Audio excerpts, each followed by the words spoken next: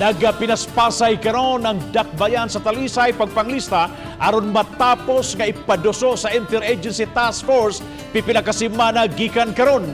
Nagkinahanglan silang makaandam og 170,000 kamangan sa master list nga bakunahan alang na sa community vaccination. Nasayran nga moabot na sa 15,300 ang nahipos nila nga data. Si Femery dumabok sa report. Gibahin ang encoding sa 22 ka mga barangay sa dakbayan sa Talisay sa tulo ka mga rural health unit.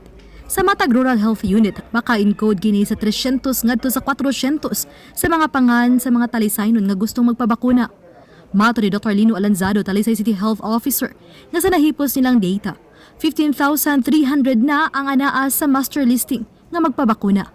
Apan giangko ni Alanzado nga layo pa kaayo kini sa 170,000 nga mga ngan nga gikinahanglang malakip sa ilang master listing alang na sa community vaccination. Has at least 170,000 to be master listed for a community vaccination, and we are given only a few weeks to complete that one. Ang 170,000 ka mga tao nga ilakip sa master list mao ang gidaghanon sa 70% sa populasyon aron makabuot ang herd immunity.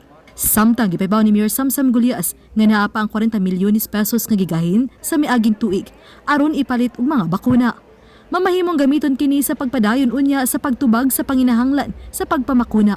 We're putting it aside. Then if needed, we are going to spend it as far as any expenses as far as vaccination is concerned. Midugang si Lanzado nga nagharang mayor og napo ka mga nurses aron idestino na unya sa dugang vaccination site nga ablihan sa dakbayan. Hinuon gipaybaw ni Edgar Mabuna, City Budget Officer, nga may 2 milyones pesos nga gahin ang City Health Office alang sa immunization program nga mamahimong maoy gamiton sa sweldo sa dugang napo ka mga nurses. Manang ang katong hiring for additional personnel para sa amo ang pag-open og mga additional vaccination center niya nagkuan mi contractual services for new nurses. Uba ni June Sulon. Ako si Femery Dumabok. Balitang Bisdak.